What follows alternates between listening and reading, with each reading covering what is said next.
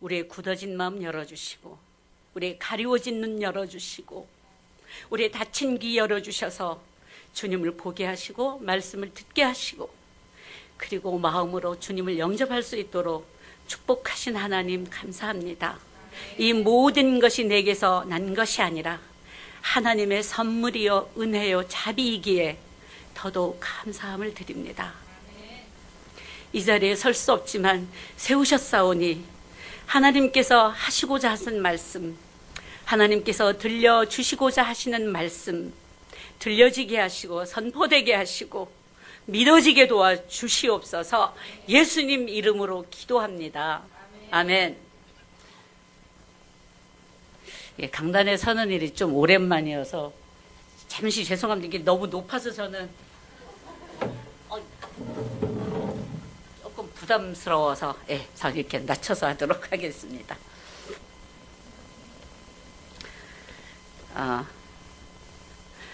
잠깐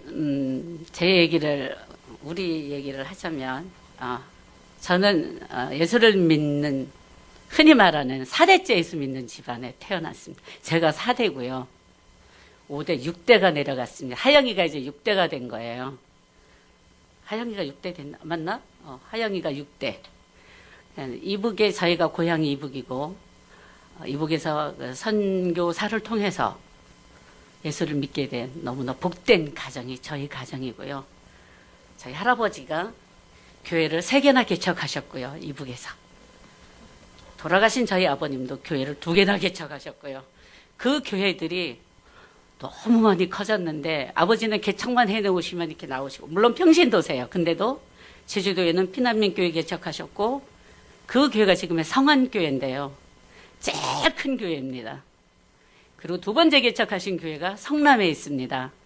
개척 집안에서 아버지 형제분이 이제 2분이 장로님이신데, 2분이 같이 안방에서 시작한 교회가 지금은 성남 영락교회입니다. 한 30-40명 모이니까 영락교회에다가 일임하시고, 영락교회에서 오셔서 교회 짓고, 또 저희 아버지와 저희 작은 아버지는 또 빠져나오셨고, 또 성남에 꽤 큰 교회로 지금 성장해 가고 있는 걸 알 수 있습니다. 이렇게 우리가 하나님의 너무나 놀랍고 귀하고 복된 그런 사랑을 어떻게 보면 저희 가정이 굉장히 많이 받았다라는 것에 대해서 너무도 고맙고 감사합니다. 근데 이것이 우리에게서 나온 것이 아니라 그분의 은혜와 그분의 사랑과 그분의 자비이기에 더더욱 그저 감사할 뿐입니다. 우리를 그렇게 사랑하시고 들어서 주시는 게 너무도 감사합니다. 저나 저희 아버지나 저희 외할아버지나 이때 다 사랑받을 만한 다른 특별한 조건이 있었다, 그거 아닙니다. 더 나았다, 그것도 아닙니다. 그래서 다 동일한데 그 사랑을 받을 수 있는 게, 받아서 누릴 수 있는 이 모든 것들이 전 정말 고맙고 감사합니다. 여러분도 그 믿음이 있었으면 좋겠습니다. 내가 이렇게 특별한 사랑을 받고 있다? 앞으로 어떻게 하나님이 나를 들어 사용하실지 알 수 없지만 고맙고 감사한 일이다. 하나님의 특별한 사랑을 받고 있는 것 하나만으로도 너무나 고맙습니다.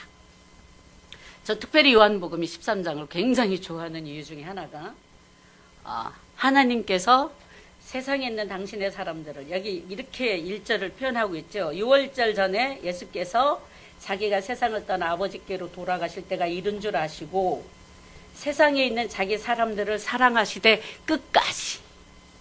저는 이 말이 너무 좋습니다. 우리는 성경에 나와 있는 위대한 사람들의 이야기를 너무나 많이 듣습니다. 제가 새삼스럽게 설명하지 않아도 너무나 많이 듣습니다. 오늘 낮 예배 때도 아브라함에 대한 얘기를 들었습니다. 근데요, 정말로 중요한 건 이렇게 어느 누구를 부르시잖아요. 택하시고 세우셔요. 그러면 그 사람이 믿음의 사람이, 온전한 하나님께 믿음의 사람이 되도록 하나님은 포기하지 않고 끝까지 사랑한다는 거, 그거가 더 중요한 거라고 저는 생각을 합니다. 아브라함이 이삭을 바치기까지 수없이 잘 못한 일들도 얼마나 많은지 몰라요. 자기 아내를 미인계로 진상하는 일도 한 번이 아니고 2번이나 하거든요. 그것뿐이 아니라 여러 가지 이렇게 정황을 들러보면 아무리 상황이 그랬다고 할지라도 아들까지 내다 버리거든요. 이스마엘을 갖다 버리잖아요. 어떤 말로도 미화될 수 없는 거예요. 자식을 버리는 일은 부모는 해서는 안 되는 일이에요. 근데 그것도 해요. 누가? 아브라함이. 이삭만 내 자식이니까 우리는 그렇게 이해하기 쉽지만 그렇진 않아요. 어떤 경우에도 하나님이 주신 생명이고 내 아이로 태어났다면 죽어도 책임져야 돼요. 근데 큰 본부인의 질투 때문에 내쫓는 거잖아요. 예. 그런 일도 하는 게 누구냐면 아브라함이에요. 그런데 그 아브라함을 하나님은 포기하지 않아요. 끝까지 함께 하셔서 그토록 아끼고 사랑하는 이삭을 바치는 자리까지 끌고 가셔요. 그게 하나님이라는 거죠. 저는 그게 너무 감사해요. 나도 아브라함보다 더 못됐거든요. 근데 저를 포기하지 않아요. 그게 감사해요. 정말로 감사해요. 나 같은 죄인 포기하지 않는 하나님, 계속해서 뭔가를 맡겨주시는 하나님, 계속해서 뭔가를 할 수 있게 하신 하나님. 그래서 지금 이 나이에도 또 할 일이 있다고, 제가 할 줄 아는 게 아무것도 없는데도 불구하고 일본 땅을 가라 하셔서 가는 거예요. 전 가고 싶진 않아요. 솔직히 말하면 안 가고 싶어요. 이 나이에 남의 나라에서 사는 거 작년 1년 살았는데요. 진짜 매일매일 울면서 살다 왔어요. 되게 외롭더라고요. 너무너무 외로웠어요. 함께 찬양할 사람도 없었고요. 함께 기도할 사람도 없었고요. 함께 따뜻하게 마주 앉아 차 마실 사람이 없어요. 선교지가요, 돈이 없고 이런 것보다 더 마음 아픈 일은 외롭다는 거예요. 뭐 사라지는 것도 이게 사라져요. 근데 외로운 건 막 못 참겠더라고요. 그래서 안 갈 수 있으면 안 가고 싶어요. 그런데 예, 가기를 원하셔서 별로 할 줄 아는 게 없지만 그렇게 기회를 주셔서 갑니다.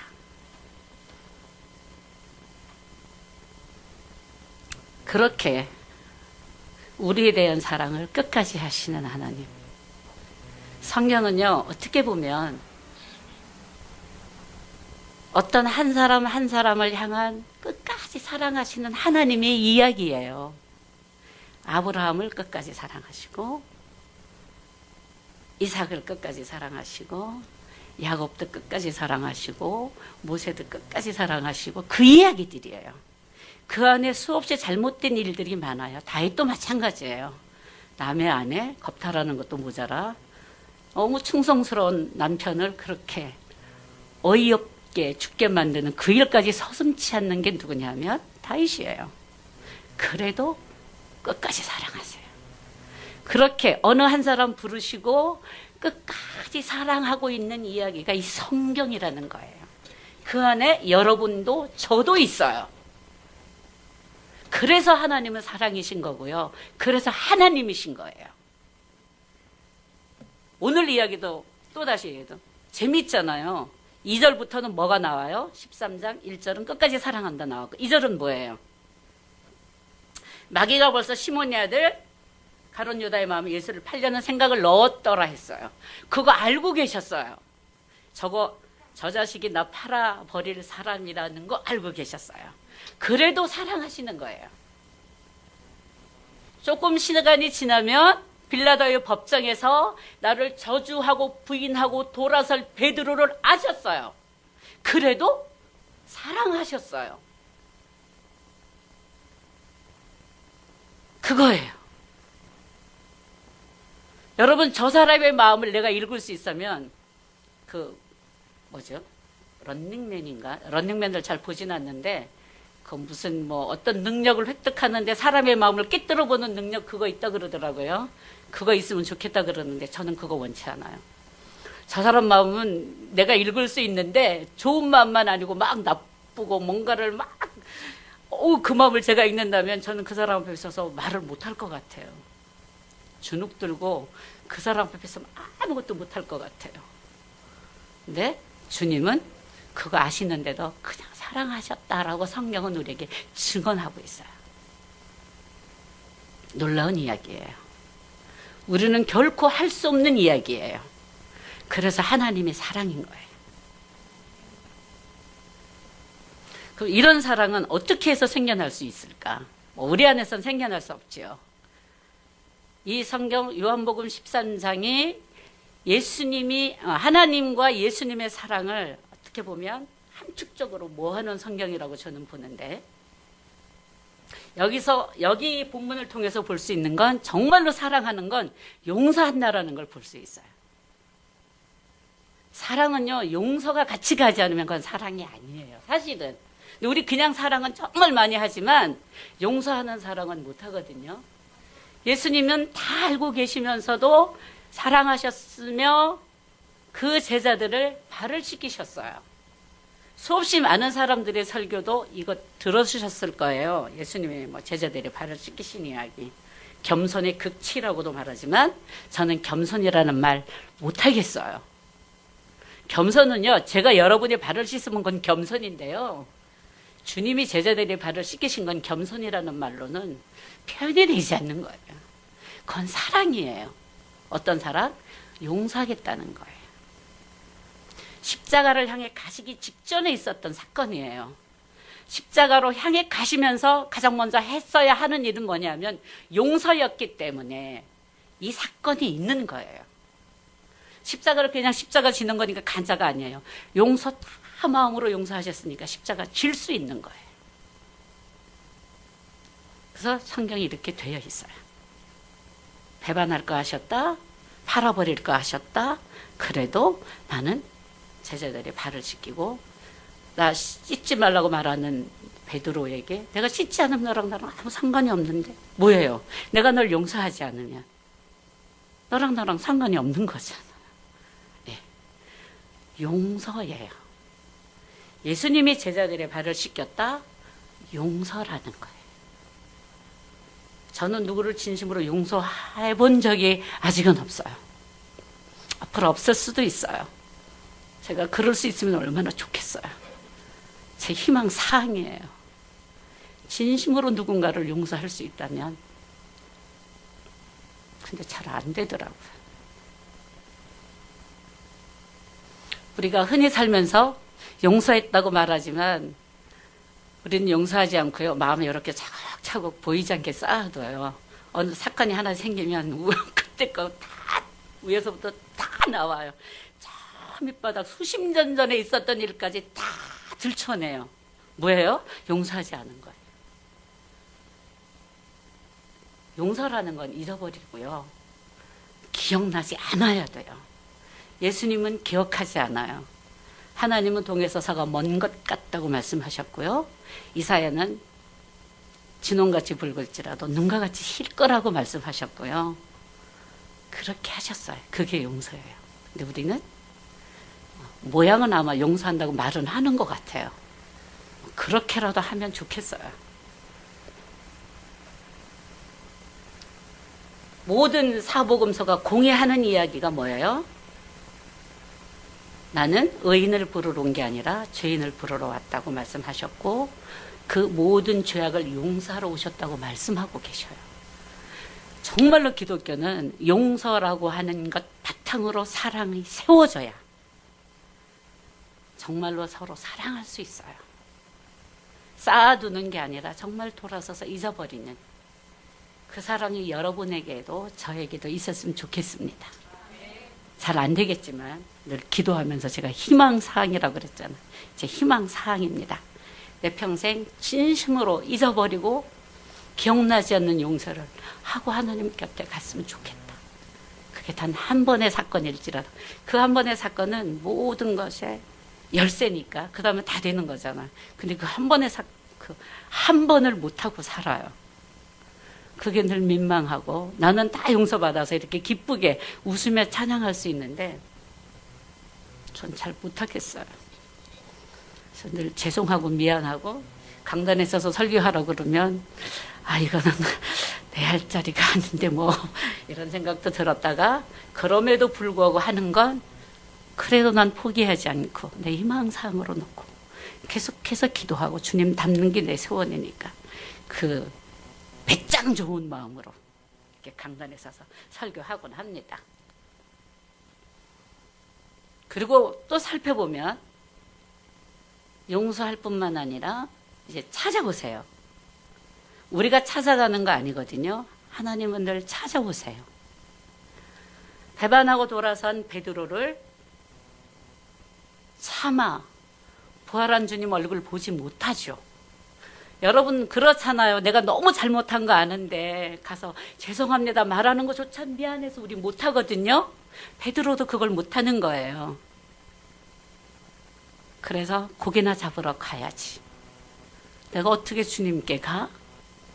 근데 주님은 그 마음을 아시니까 찾아오시는 거예요. 베드로의 고기 잡는 그 자리에. 그게 요한복음 22장에 나와 있는 이야기죠. 찾아오세요. 베드로만 찾아오시겠어요? 모두 다 찾아오세요. 구약의 또 하나 사건이 제 가슴을 울리는 사건은 뭐냐 하면 야곱이 왜 형 막 속이고 도망가잖아요. 그래서 어느 날 하루는 그냥 자요, 길에서. 근데 그 밤에 주님은 그 야곱을 찾아오세요. 창세기 28장을 보시면 제가 너무 좋아하는 말씀 중에 하나인데 창세기 28장 12절에 보시면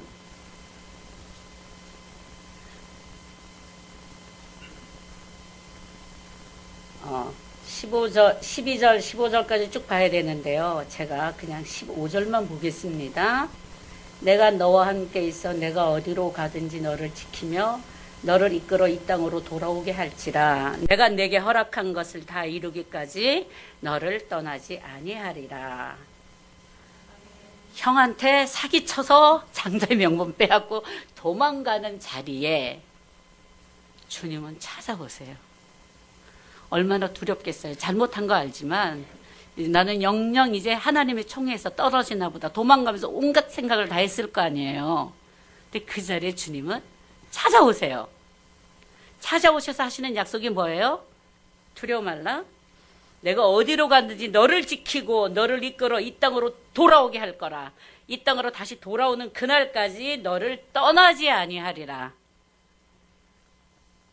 우리가 너무나 멋지게 근사하게 주의 일 했을 때 찾아와서 칭찬하고 그래 그거야. 나 결코 너한테 떠나지 않을 게가 아니에요. 죄짓고 도망가는 자리에 찾아오시는 분이세요. 누가요? 우리 주님이요. 잘했을 때 상 받고 칭찬받는 건 누구나 할 수 있는 일이죠. 주님은 잘했을 때도 물론 칭찬하시고 상을 주셔요. 그런데요, 그때보다도 더 부족하고 연약하고 쓰러지고 넘어져 있을 때 정말로 찾아오시는 분이세요. 저 같으면 절대로 안 찾아가죠. 형한테 사기치고 도망가는 놈을 뭘 찾아가요. 근데 이 땅으로 돌아오게 할지라. 약속한 땅에 다시 돌아올 때까지 너를 지키고 떠나지 않고 복을 주겠다는 얘기예요. 그게 주님이세요. 여러분 힘을 얻으시기 바랍니다. 좀 부족해도 괜찮아요. 좀 잘못해도 괜찮아요. 왜냐하면 그럴 때 더 찾아오실 거니까. 우리가 연약하고 우리가 부족하고 우리가 쓰러지고 우리가 넘어지면 오히려 더 찾아오셔서 힘을 주시고 능력을 주시고 우리를 세워주실 분이 누구냐면 우리 주님이세요. 일부러 쓰러지고 넘어질 일은 안 하겠지요. 그 정도의 생각을 우리가 갖고 살잖아요. 예. 근데 주님이 그러하다는 거예요.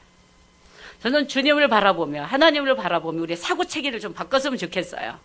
뭔가 굉장히 잘하면 주님이 찾아서 복 주실 거 맞아요. 그때도 복 주세요.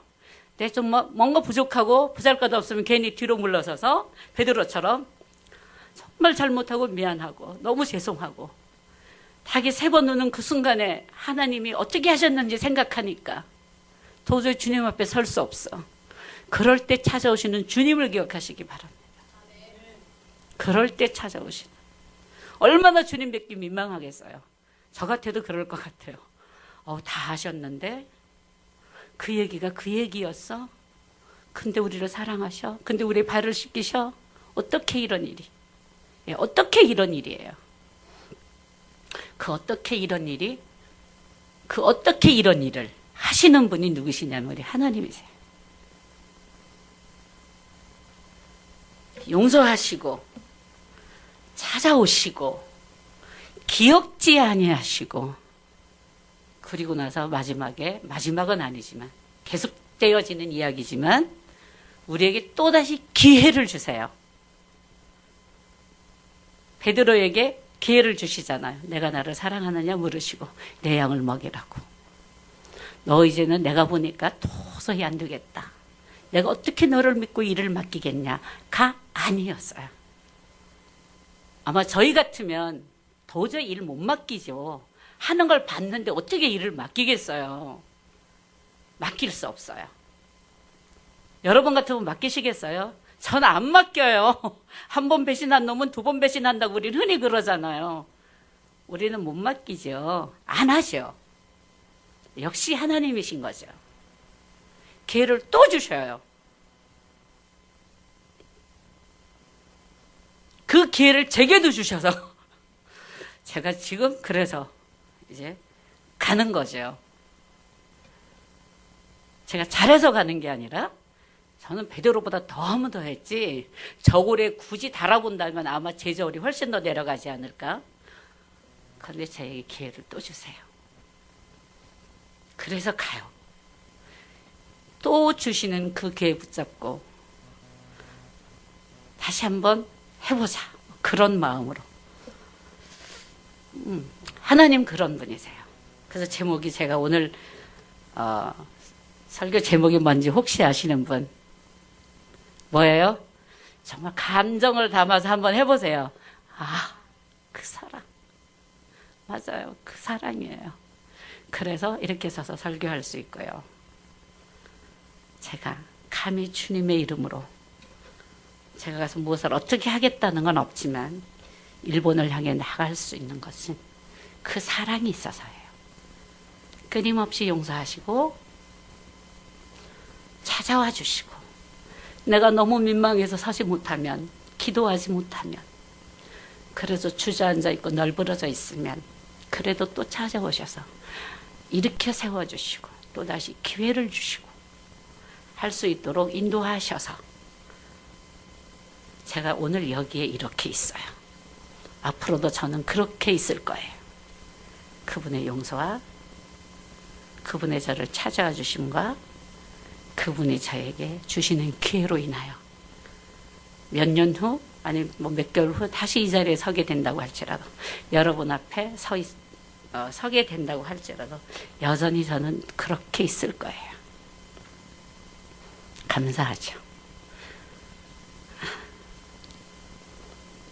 저는요 이제 말씀은 마감을 하는데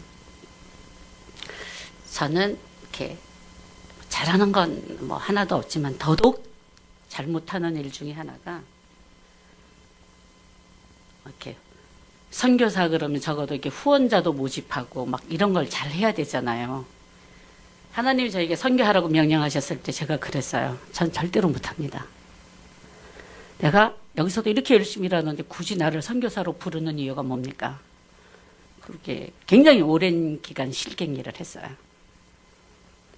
그리고 더더욱 제 약점이 누구한테 단돈 10,000원을 달라는 소리를 저는 못해요. 지금도 못하고 앞으로도 못해요. 그래서 저는 단 한 명의 선교 후원자도 없어요. 누구한테 얘기해 본 적도 없어요. 그걸 못하니까. 이런 나를 왜 선교사로 쓰십니까? 선교사에서 나를 굶겨 죽일 일도 굶겨 죽이실 것도 아닌데 왜 굳이 이런 나를 쓰십니까? 저는 어쨌든 못합니다. 근데 주님이 제게 하셨던 말씀이 뭐냐면 넌 걱정하지 말고 가기만 하면 내가 다 준비해 줄게.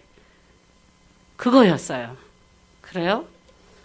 그러면 제가 한번 해보도록 하지요. 물론 여전히 저는 선교 그거는 못합니다. 제가 가는 곳이 어떤 곳이냐면 미스바 기도원이라는 곳인데요. 한국인 목사님이 일본에 40년 전에 들어가셔서 너무나 열성적으로 일본을 위해 헌신하신 분이 계세요. 그분이 일본의 기도원을 크게 지으셨어요. 그게 미스바 기도원이고요. 그 기도원은 일본 교단에다 헌납을 하셨어요. 일본에도 순교자가 굉장히 많아서 일본 순교자들 기념센터라고 말을 하고 일본 교단에다가 일본 기독교단에다가 그거를 내놓으셨어요. 근데 일본에서는 기돈 활용을 잘 못하세요.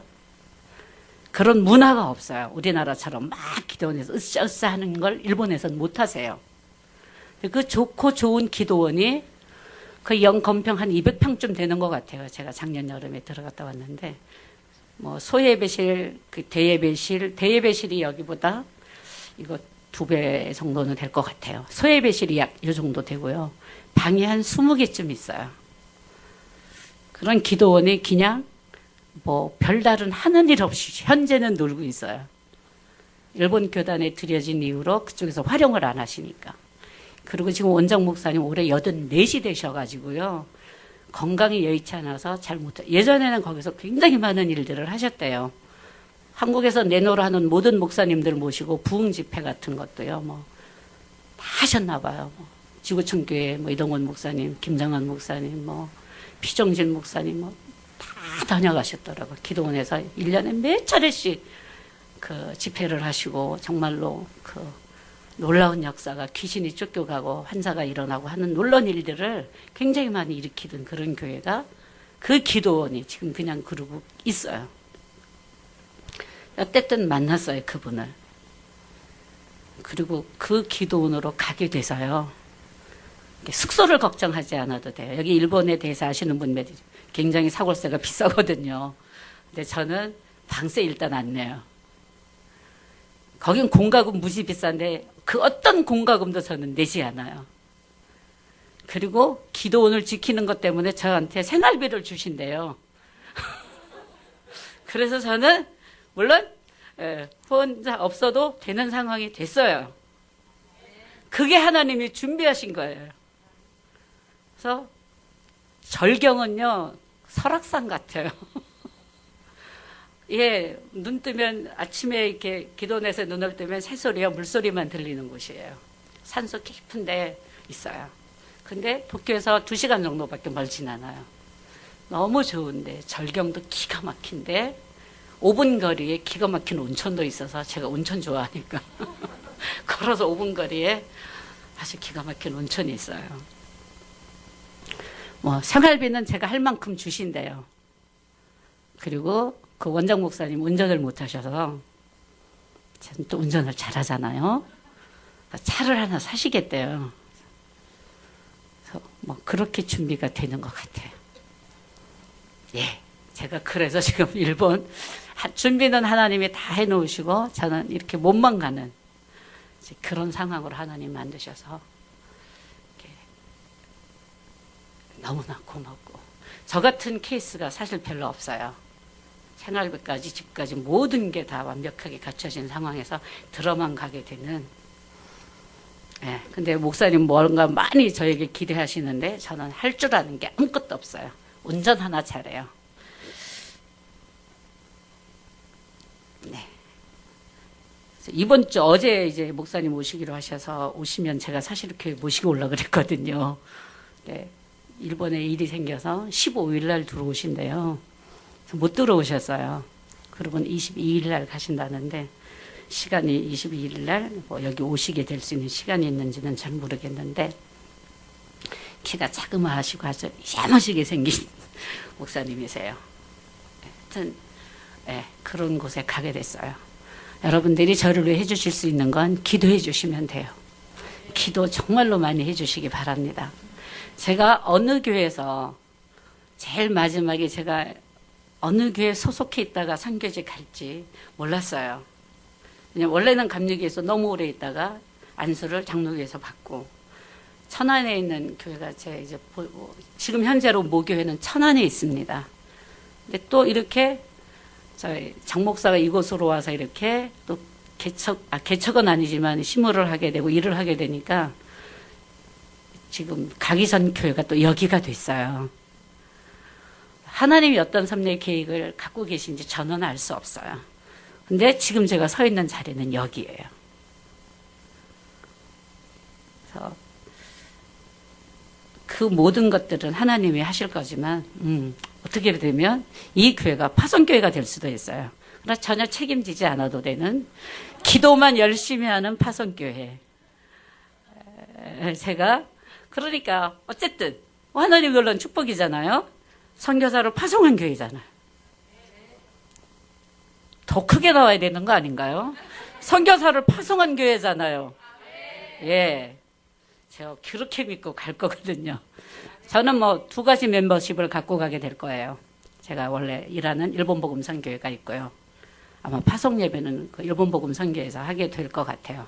일단은 이번엔 갔다가 오고 그다음에 아주 가게 될 이제 뭔가 다 이제 준비가 돼서 가면 아마 저는 일본복음 선교회에서 파송 예배를 드리게 될 것 같아요. 되겠죠? 거기서 그렇게 하자고. 저는 사실 거기 파송받고 싶은 생각이 또 없어요. 그냥 그런 거 저런 거 막 그런 거 자체를 별로 좋아하지 않아요.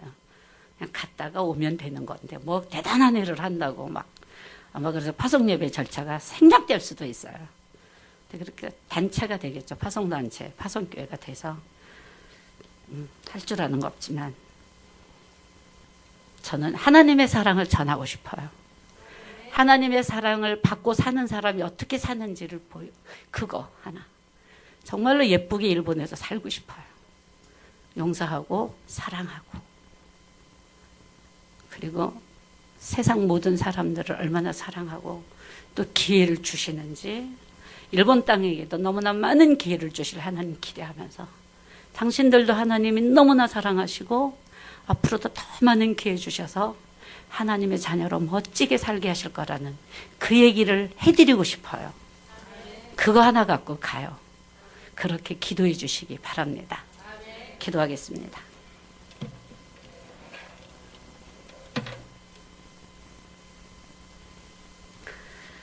참 좋으신 하나님 감사합니다. 우리를 용서하시되 하나도 기억하지 않고 용서하시고 끊임없이 질그릇 같아 부서지고 또 부서져도 또 찾아와 주시고 그리고 수없이 돌아서도 또 기회를 주시고 하나님의 귀한 자녀로 살아가게 하신 것 고맙습니다. 아버지라 부르며 찬양하며 기도하게 하신 것 감사합니다. 잊지 않고 기억하신 바 된 것 감사합니다. 내 머리카락 하나까지도 세신 바 되도록 나를 알고 계시고 사랑하시고 인도하시고 돌보아 주시고 끝까지